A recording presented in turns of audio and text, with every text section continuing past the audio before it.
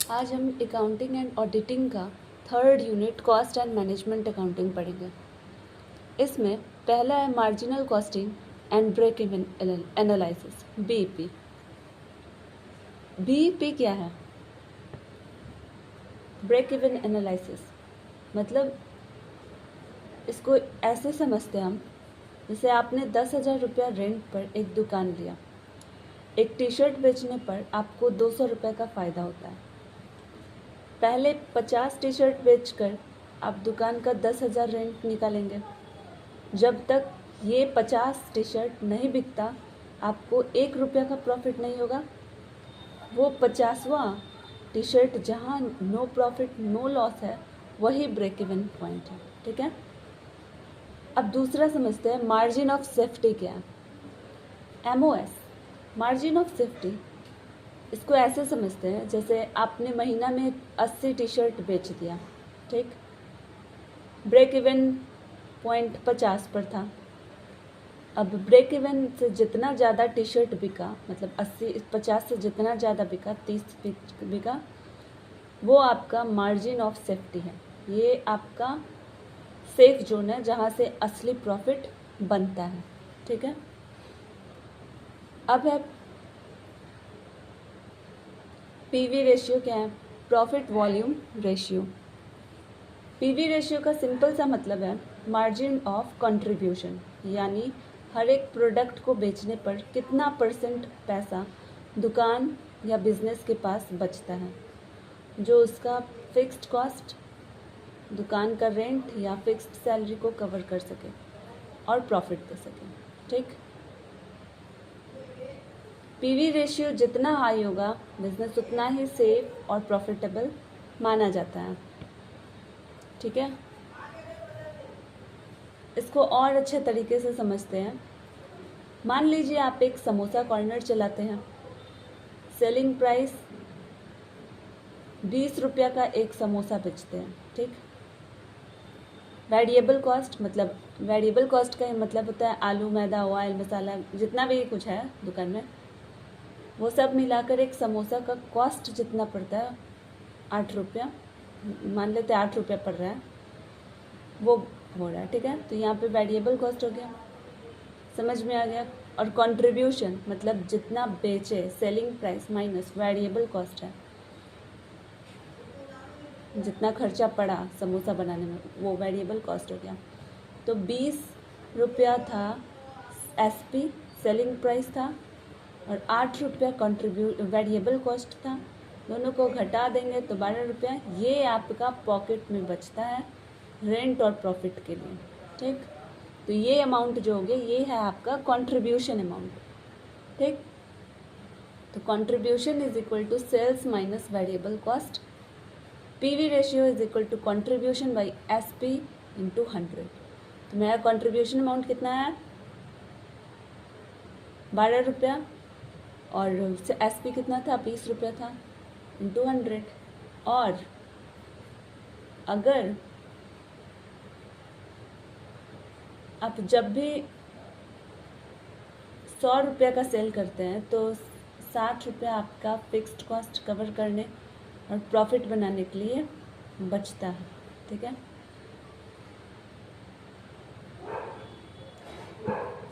ठीक है, इसका मतलब जितना हम निकालेंगे 60%, तो 60 रुपया बच रहा है आपका। अब पीवी रेशियो का 2 मेन फॉर्मूला भी है। पहला है PV ratio is equal to SP minus VC by sales into 100, और दूसरा है जब 2 सालों का डाटा दिया रहता है तो उसको PV ratio is equal to change in profit by change in sales into 100। ये सबसे मेन फॉर्मूला है एग्ज़ाम के पॉइंट ऑफ व्यू से। ठीक है, अब आते हैं standard costing and variance analysis. ये क्या है? स्टैंडर्ड कॉस्टिंग इसको ऐसे समझते हैं, आपने मम्मी से 1,000 रुपये लिया और सोचा था कि 800 रुपये में 5 kg आटा का बैग आ जाएगा। ठीक, स्टैंडर्ड कॉस्ट ये है। लेकिन जैसे दुकान पर गए तो आटा 900 रुपये का मिला, और ये दुकान का एक्चुअल कॉस्ट है। ठीक, अब सोच करते के तो दुकान में आए थे कि 800 रुपये का मिल जाएगा, और लग गया 900 रुपया।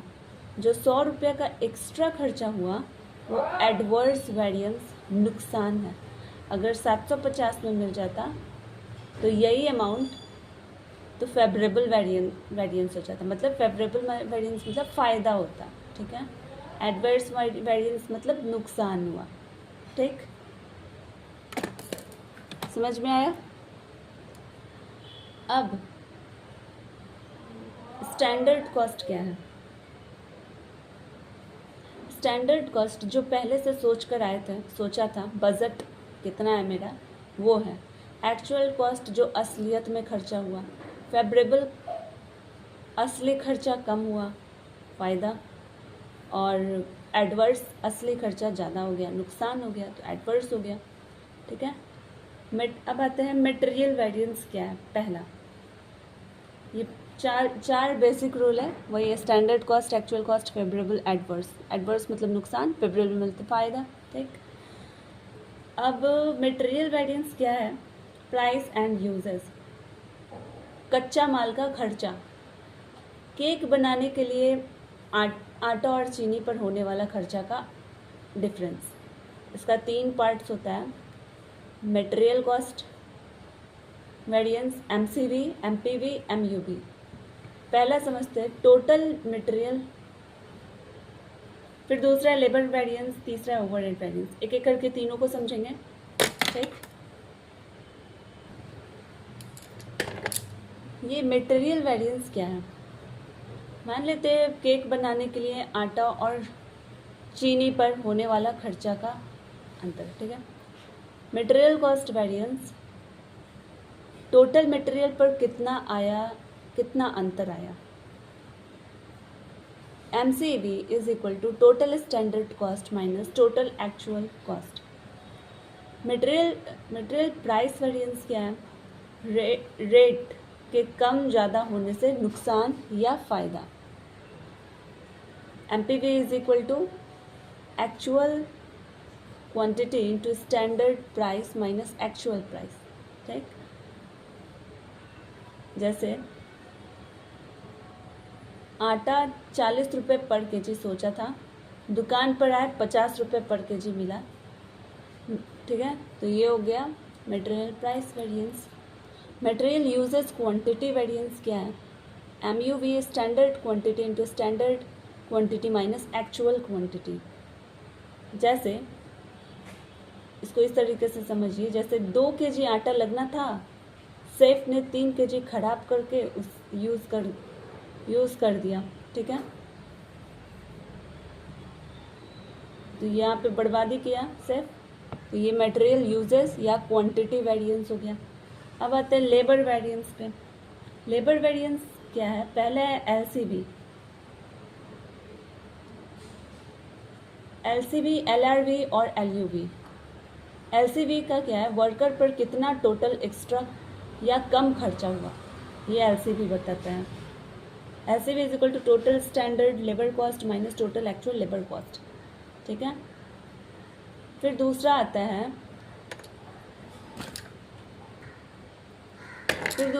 है labour rate variance. Labour rate variance क्या है?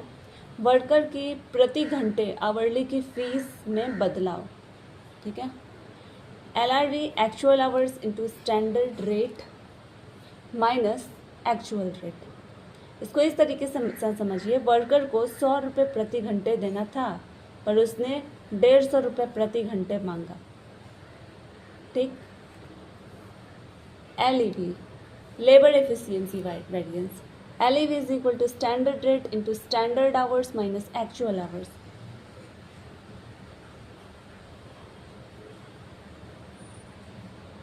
केक 2 घंटे में बनना था, फास्ट वर्कर ने 1.5 घंटे में बना दिया, ठीक। तो ये हो गया LEV, कम समय में बना करके रख दिया, LEV हो गया। अब आते हैं ओवरहेड वेरिएंस। ये क्या है? बेकरी के ऊपर से होने वाला खर्चा, ठीक है। बिजली का बिल, बेकरी का रेंट और मशीन की घिसावट डेप्रिसिएशन, ये सब का अंतर। वेरिएबल ओवरहेड वेरिएंस, जो खर्चा प्रोडक्शन के हिसाब से बदलता है, जैसे ओवन, बिजली, ठीक है। Variance overhead variance, variable overhead variance is equal to VOV, standard overhead for actual output minus actual overhead, ठीक। फिक्स्ड ओवरहेड वेरिएंस क्या है? FOV।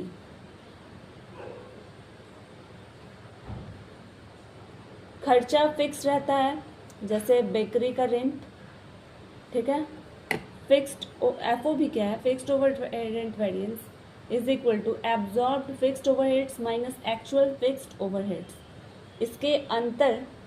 इसके अंदर वॉल्यूम वेरिएंस और एक्सपेंडिचर वेरिएंस भी निकालते हैं, ठीक है।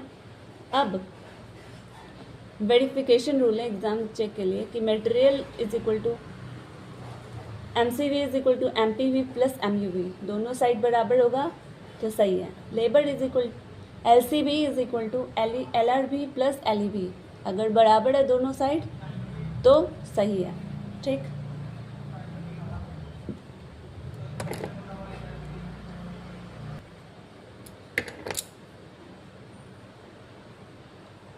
अब आते हैं बजटरी कंट्रोल पे।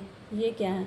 बजटरी कंट्रोल में फ्लेक्सिबल बजट, कैश बजट और जीरो बेस्ड बजट, ZBB, तीनों UGC नेट एग्ज़ाम के लिए सबसे इम्पॉर्टेंट है।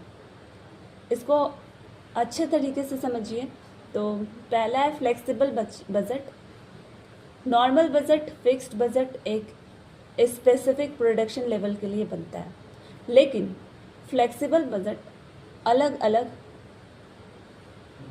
कैपेसिटी लेवल, जैसे 50%, 80% या 100% कैपेसिटी पर खर्चे और प्रॉफिट बताता है, ठीक है।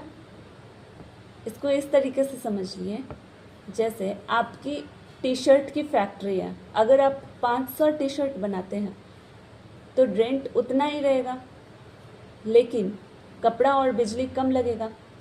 अगर 1000 टी शर्ट बनाते हैं, 500 ज़्यादा बनाने लगे तो कपड़ा बढ़ जाएगा। फ्लेक्सिबल बजट से पहले ही पता चल जाता है कि 500 टी शर्ट पर कितना खर्चा आएगा और 1000 पर कितना आएगा, ठीक है। इसमें खर्चे 3 पार्ट्स में बांटे जाते हैं। पहला है फिक्स्ड कॉस्ट, प्रोडक्शन बढ़े या घटे या फिक्स रहता है, इसमें जैसे फैक्ट्री रेंट फिक्स रहेगा।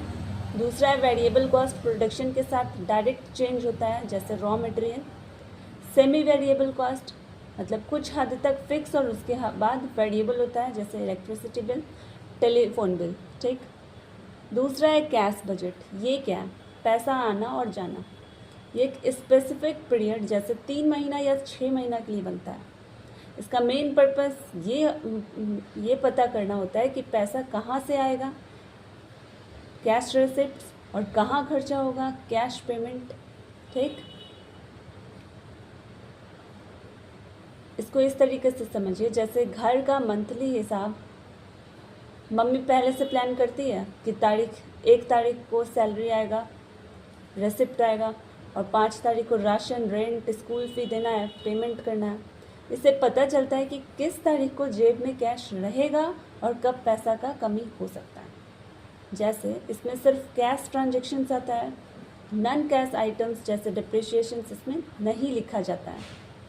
अगर रेसिप्ट्स ग्रेटर दैन पेमेंट है, मतलब रेसिप्ट ज़्यादा है पेमेंट से, तो यहाँ पे कैश सरप्लस हो जाएगा, फालतू पैसा बचा, ठीक।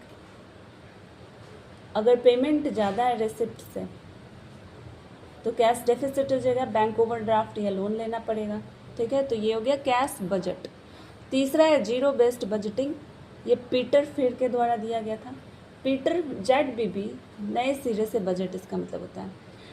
पीटर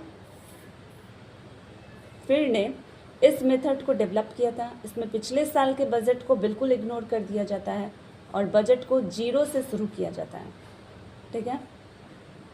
जैसे इसको ऐसे समझिए, हर साल आप अपने घर का पॉकेट मनी बजट में 500 रुपया बढ़ा देते थे, ट्रेडिशनल बजटिंग।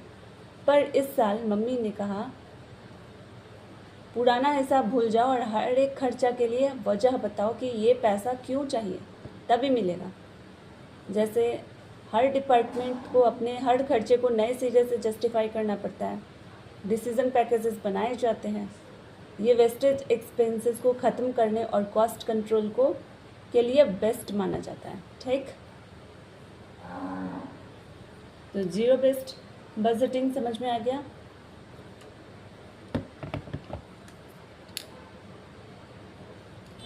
इसको ये तीनों को बजटरी कंट्रोल में तीनों को बहुत सिंपल से समझते हैं। पहला फ्लेक्सिबल बजट जो है, इसका मेन ऑब्जेक्टिव रहता है अलग अलग प्रोडक्शन कैपेसिटी पर कॉस्ट निकालना। कैश बजटिंग का लिक्विडिटी और कैश पोजीशंस मेंटेन रखना इसका मेन उद्देश्य है। और जीरो बेस्ड बजटिंग ZBB का हर एक खर्चे के नए जस्टिफिकेशंस देना।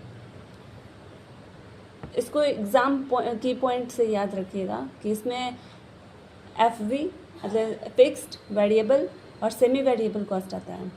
इसमें रेसिप्ट्स, पेमेंट्स, नो डेप्रिशिएशंस आता है। और यहाँ पे ZBB में zero decision packages Peter fire के द्वारा दिया गया था, ये याद रखिएगा। ठीक है, थैंक यू।